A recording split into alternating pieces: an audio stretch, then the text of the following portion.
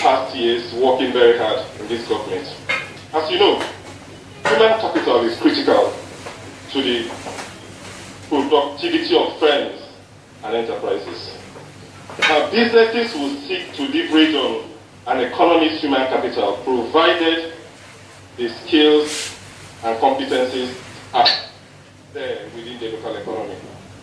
You are the pioneer MD of Edo State Skills Development Agency, which was, by the way, established by the government of Governor Bapiki to primarily close the skills gap in the state.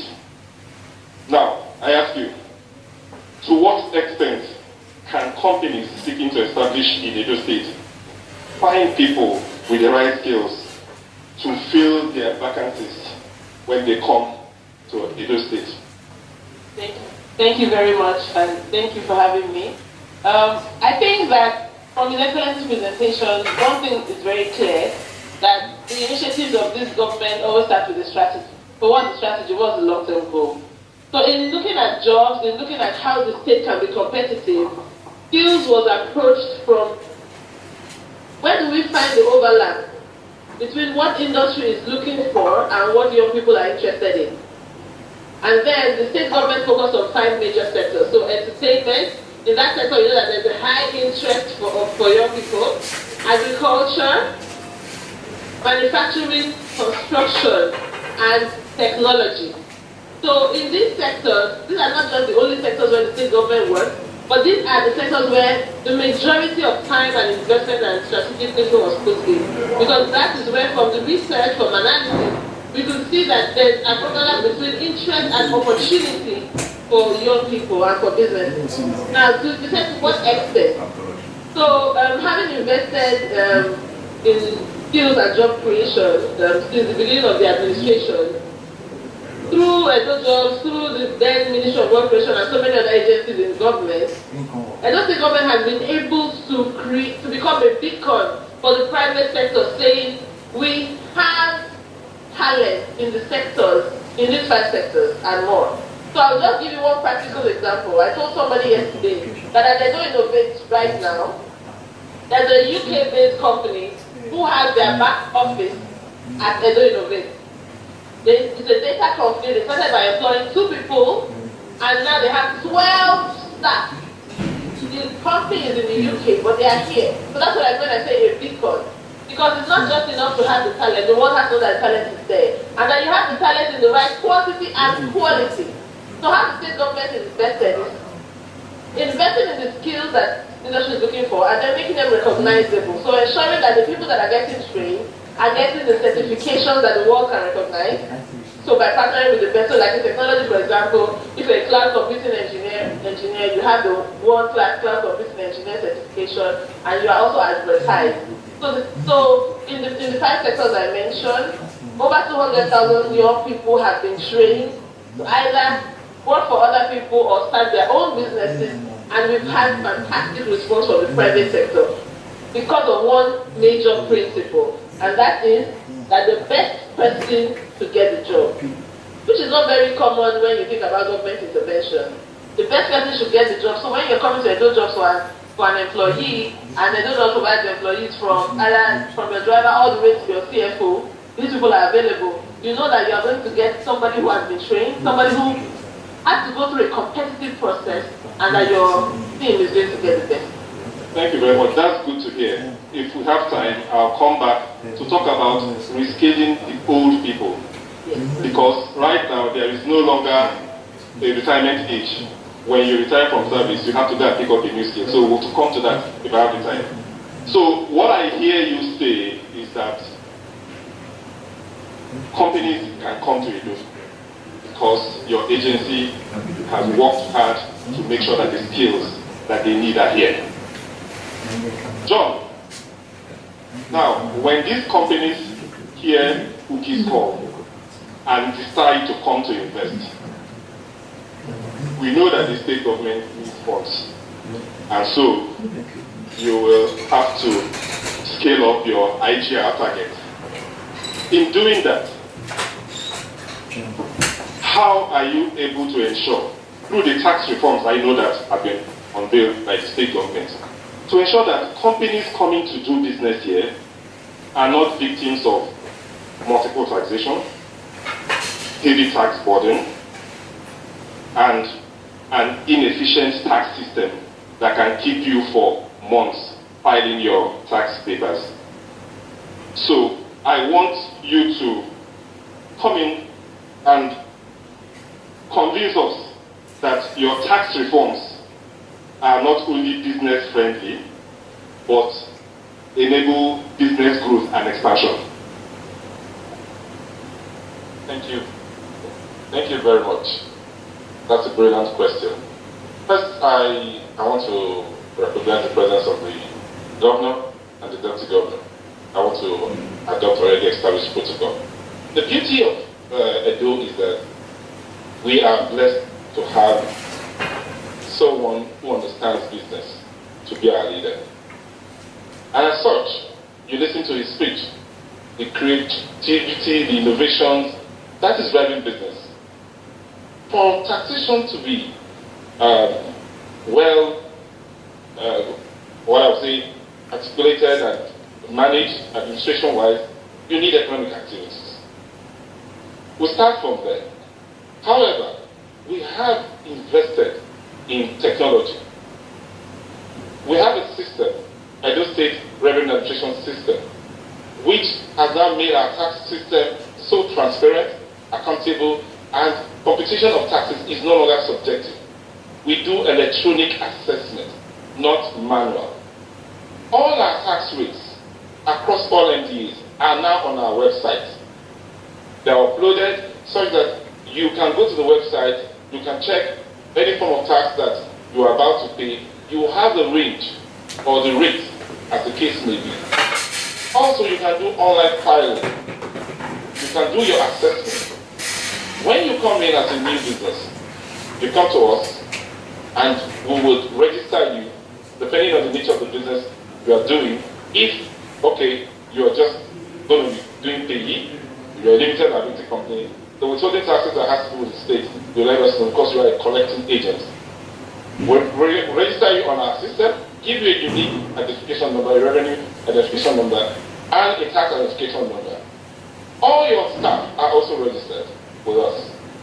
We have a new structure now where we have about 72 branches in all our local governments spread across, which means there is a tax office nearest to you, such that the issue of filing, you don't have to labor from Auchi to come to Bili to file. There is a tax office next to you. You go in, file your returns, we do your assessment. It is also not subjective.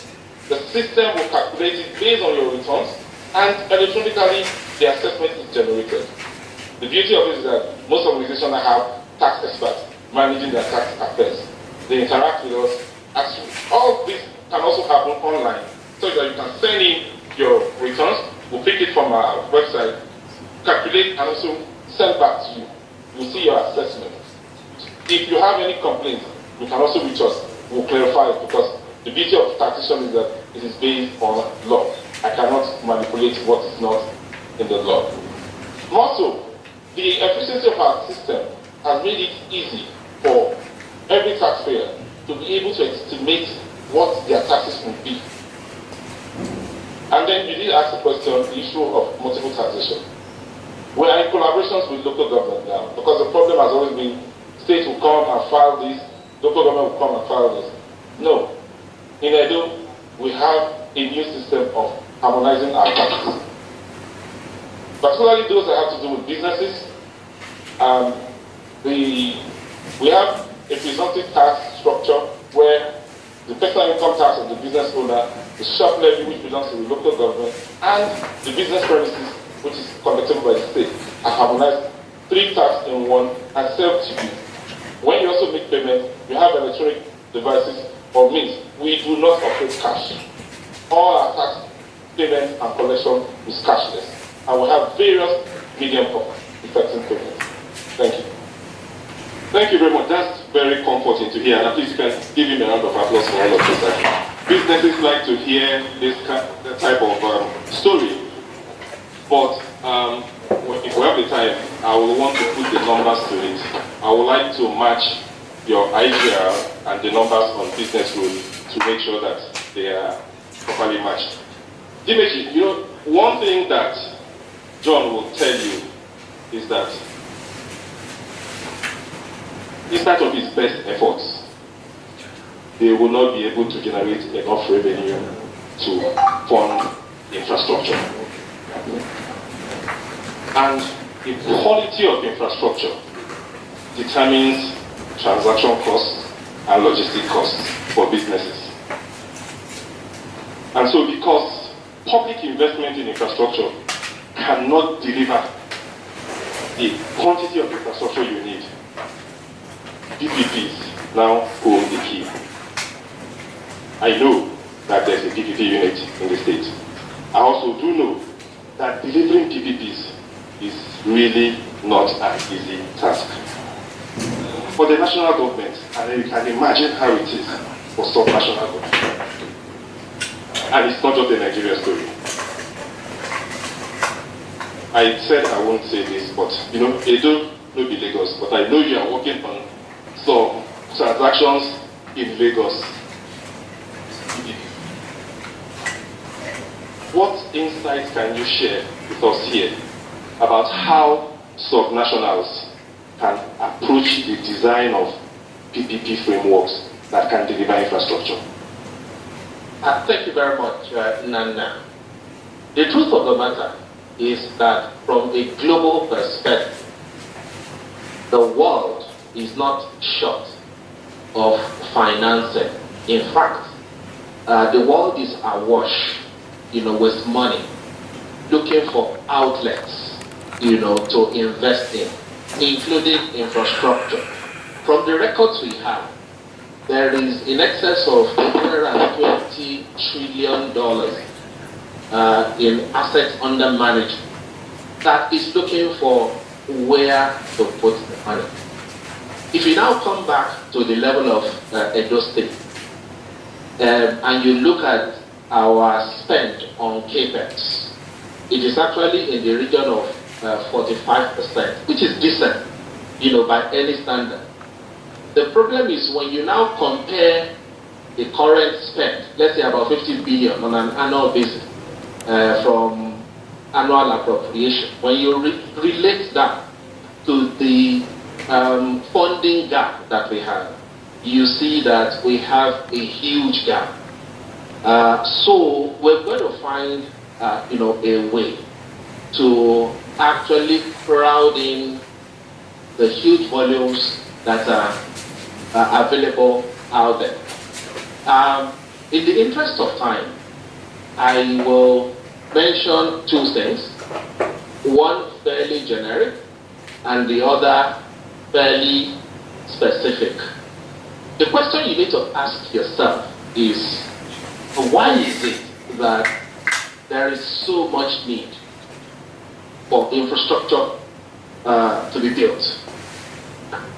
And despite the fact that there's so much money looking for such opportunities, the monies haven't come. Okay?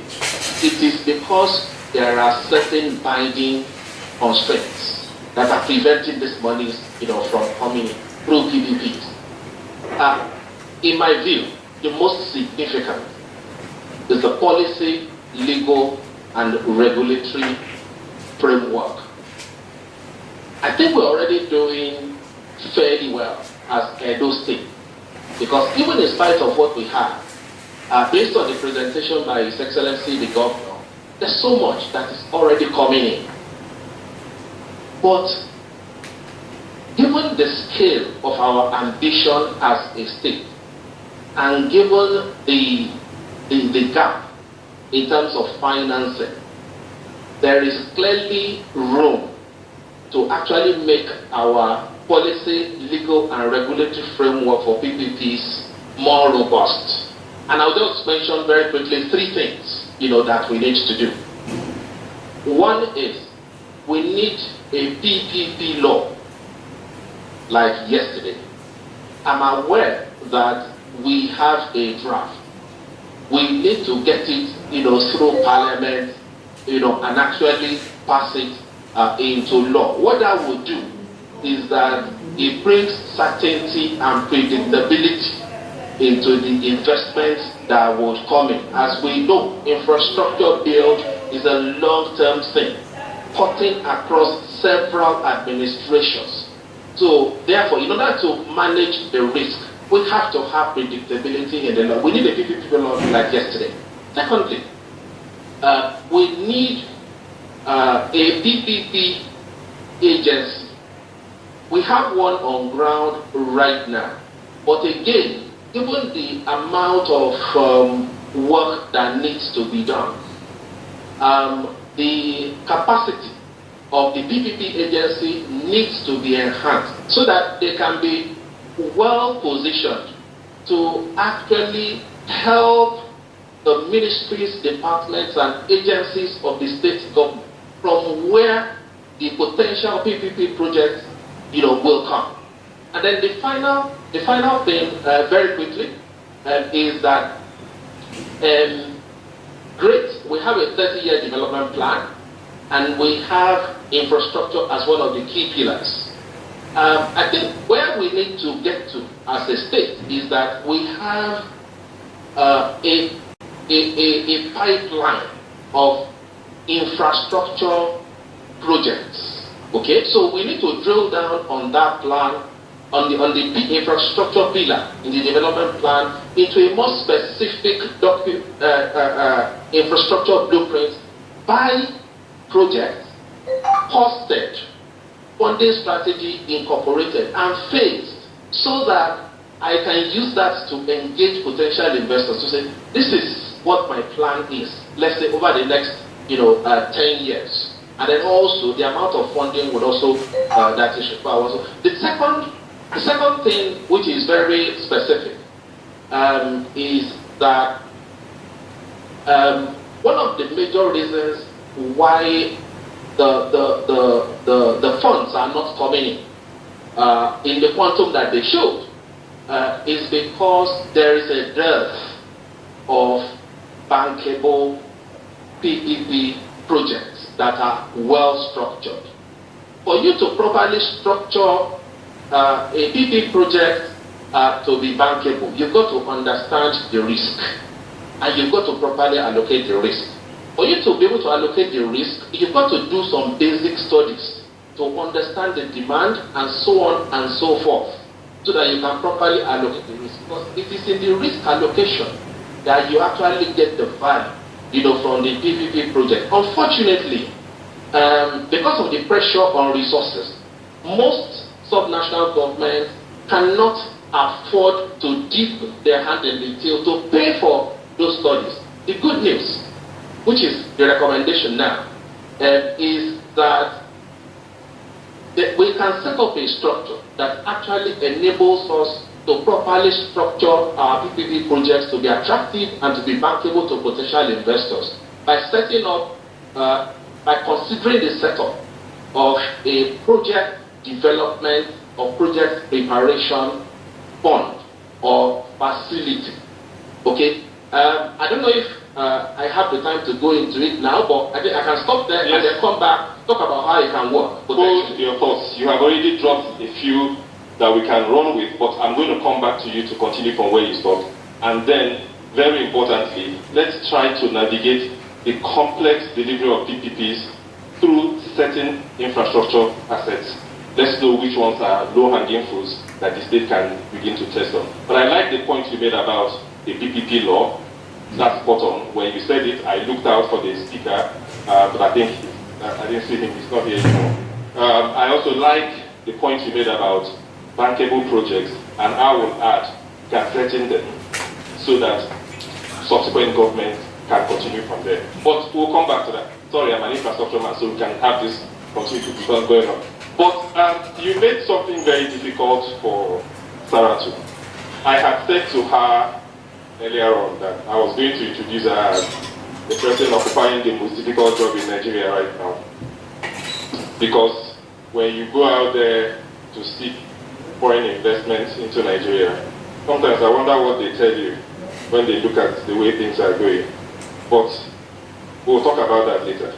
However, The governor is an investment banker, so he hit the ground running as soon as he took office to put in place some investment promotion deliverables, improved on the business environment. And I know that the state has a very good relationship with NIPC and PEBEC, so they are right on track. However, no matter what they do, they are operating within a national investment climate, right? So, what I really will want to hear from you is this. Is there an investment superhighway that can land in Ebonyi? Not in Ebonyi State. That can land in Edo in spite of the national investment climate that I'm sure you know what it looks like. How can Edo State insulate itself and sustain investments coming into the state now that we know that the environment is very investor friendly? Thank you. Thank you very much. We can hear you. Thank you very much. Before I proceed, I would like to seek the crave the kind indulgence of the Executive Governor and the Deputy Governor to say good afternoon to all distinguished participants present here today. Yes, you did ask me a very tough question, and I would like to answer it the best way I can.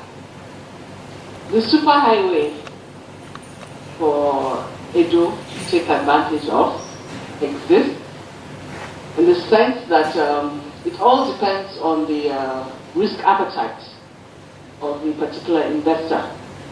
So from what I've seen today, I think the governor has done an excellent job, and I'm really, really happy to see what I've seen. And I know that when I go out marketing Nigeria to the world, I can proudly say that I have a role model state to tell the world.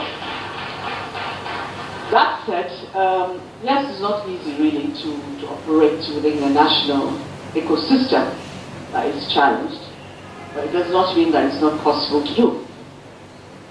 Once the bankable project, sorry, not bankable, one of the investable projects that we can showcase to the world, and also with all of the testimonies we've seen here, with everything we've seen the state has done, then it becomes easier for an investor to make up their mind, even within the challenges Nigeria faces as a nation. But we also, from experience and from what is the reality, investors are still coming to Nigeria, because it's not all of them that are scared of coming to this part of the world. There are even countries that have much more challenges than we do, and they have investors. And of course, it's not every part of Nigeria that is challenged, and we try to, as much as possible, tell that to the world. And I will also say to them that if they are waiting for when everything is quick, clean, and perfect, then at that point there will not be investment opportunities to take advantage of. Because, of course, like some of us are economists here, we've been taught that the higher the risks, the higher the returns. So at this point, a very wise investor would actually put his feet into a country that is challenged. But it does not mean that efforts are not being made to surmount the challenges. So, of course, when we go out marketing, we'll go with states like Edo and the rest, others that have done so much to actually address the climate within their states. Because the investments we market are not in Abuja. They're in one state or the other. So I'm sure His Excellency would, maybe during Governor's Forum, would be one of those his peers would look up to actually give them the blueprint he has actually implemented here to make Edo State what it is. But what I would like to also encourage, because it passed through my mind, is that, okay, when His Excellency is done in 2 years, how do you sustain what he has achieved? I hope His Excellency, you have a plan to sustain what you've been able to achieve so far. And part of it will be through legislation, some of the policies, because one of the key things investors are worried about is policy somersaults. So each governor seems to come on board and try to show his different or reinvent the wheel and so on and so forth. But if we do have policies that can actually sustain some of the things that have been put in place, then I think it makes it easier. Also is to look at areas of risk mitigation, because as an agency, as a national IPA, we're entering agreements with MIGA and other risk mitigation agencies like the ICX, or ISDB, and a host of them, to mitigate some of the risks that investors have concerning investing in Nigeria. And I'm sure once we do that, that superhighway would be there. Thank you. So it's good to hear that that superhighway can land your $120 trillion that you talked about out there. So we can land it in Edo. I'm going to go to you, Collins, but I just want to say after this, we'll take questions from the audience. So the ushers, please get ready. Collins, you heard Uki when he started. He mentioned technology as one of their areas of focus. I mean, I don't need to tell you that the 21st century is defined by technology right now, and you find it in all spheres of life. And you heard the governor's presentation talk about the tech pack.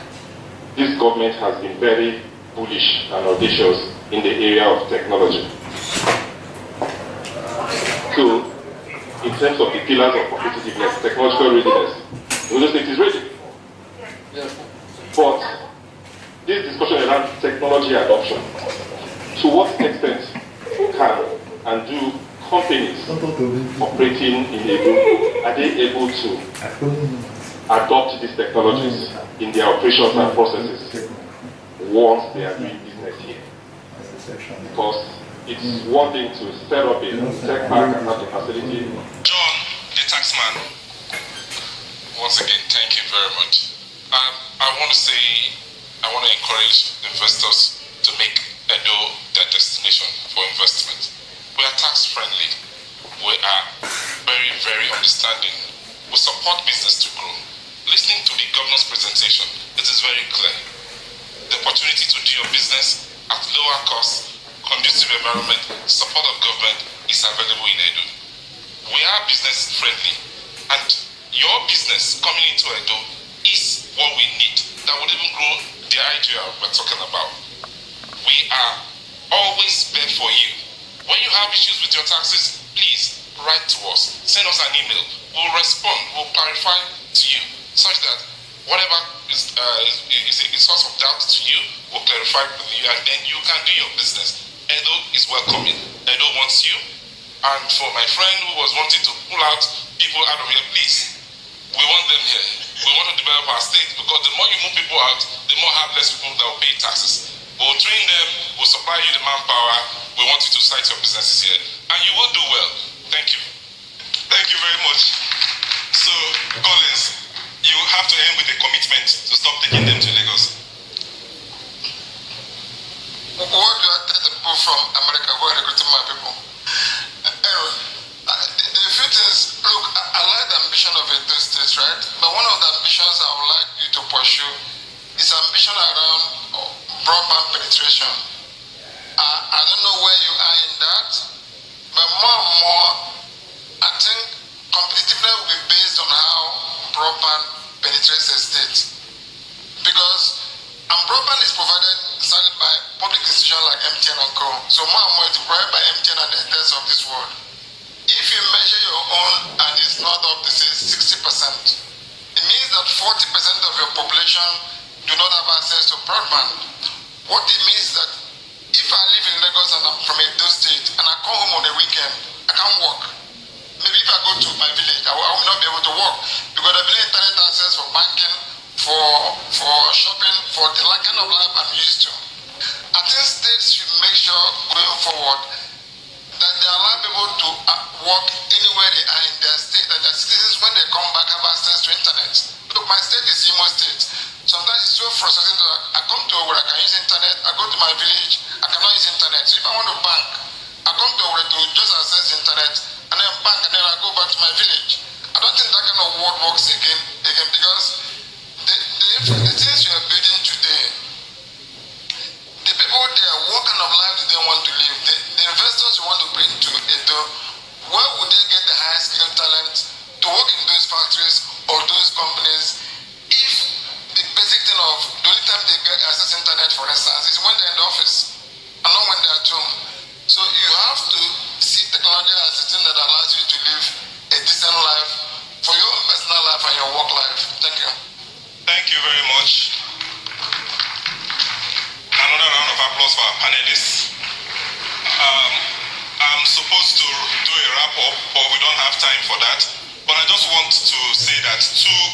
outcomes jump out for me from this conversation.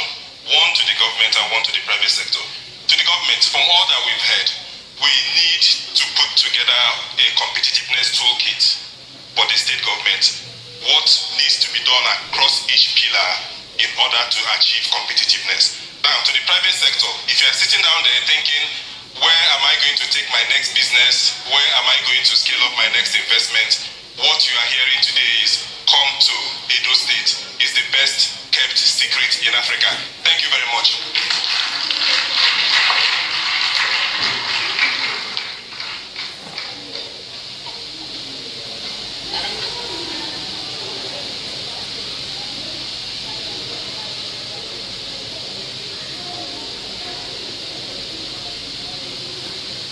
We'll have a group photograph with the panelists and moderator for the first plenary, and the chairman of the board and His Excellency the Deputy Governor is already doing that.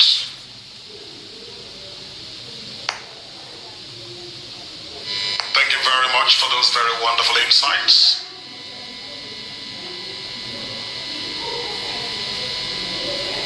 Thank you very much. Very quickly, we dovetail into the second plenary.